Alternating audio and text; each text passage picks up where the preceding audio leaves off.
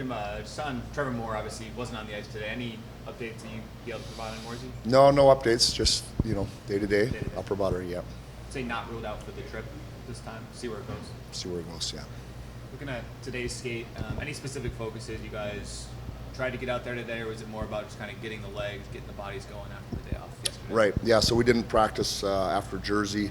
Played the afternoon game. Didn't practice yesterday. So yeah, more than anything, just probably our last chance to really get some good practice time in. Based on what's going to happen after the Pittsburgh game. So yeah, good 35 minutes of work. I thought the guys did a pretty good job. Jim, every team to be successful has to work together, team on. It just seems like this group right now is there for each other. Is that kind of a feeling that you can get in the room? Yeah, I would agree with that. And I think maybe the best example was just Keel Thomas coming in the last game. A guy who sat out. It's no fun. He's out there working with DJ for 3 weeks and, by himself in a sense. And then he comes in and he gives us that game. That's team. For me, that's team. He came in with a great attitude, really had a positive impact on the game. So I think that's an example of what you're saying, Foxy.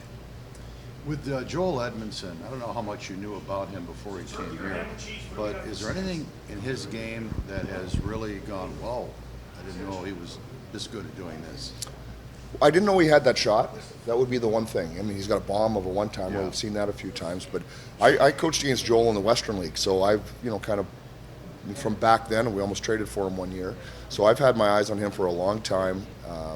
But that's the beauty of Joel. Nothing he does surprises you. He's a pro. He's big. He's mean. He's dialed in. He's been a great mentor for Clarkie. So he's been all the things that we can just come as advertised.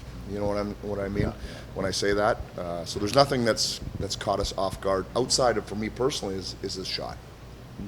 Maybe the same question about Warren Foegele. It seems like he's a guy who maybe never had this opportunity anywhere else, and now he's getting it and seems to be really thriving in that. Yeah, I mean, I think with Fogs, you come in the league and you're just trying to get a job, and then he had, a good season last year, scored a lot of goals, and I think he just probably got more confidence offensively. That's what I see. He's got some great skills. We see him skate. He's got a good move, a good first step to his left, can really shoot the puck.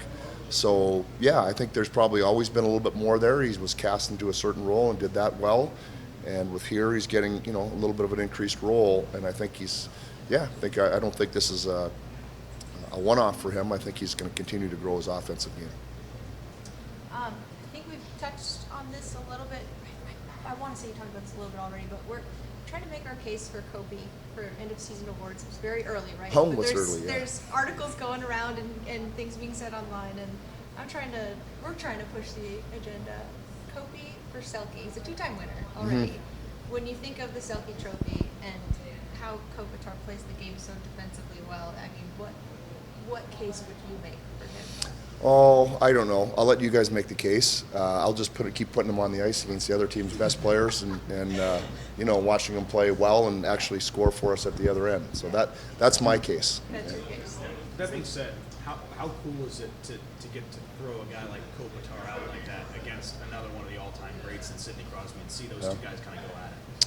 Well, first of all, it's a really tough job because those guys are the elite that you're playing against night after night, and I think that's the biggest, or one of the biggest things in the league, that if you're not up close to it, you might not appreciate as much as the people that are right in it, is how difficult it is to play against the other team's top players. The top players are everybody is so skilled in the NHL. The top players there's just another level, and when you get two or three of them on a line together, they just make the puck move so quick.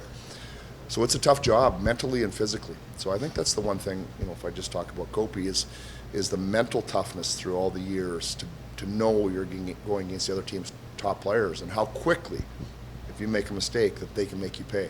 So it's physical for sure, but mentally it's got to be draining, I would think. But I guess he's probably gotten used to it over the years. But yeah, there's two of the league's best players at the age they are is still real tip of the cap to those two players in particular.